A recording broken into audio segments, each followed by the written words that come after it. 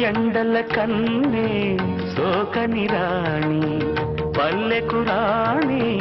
పల్లవ పాణి కోటను విడిచి పేటను విడిచి కోటను విడిచి పేటను విడిచి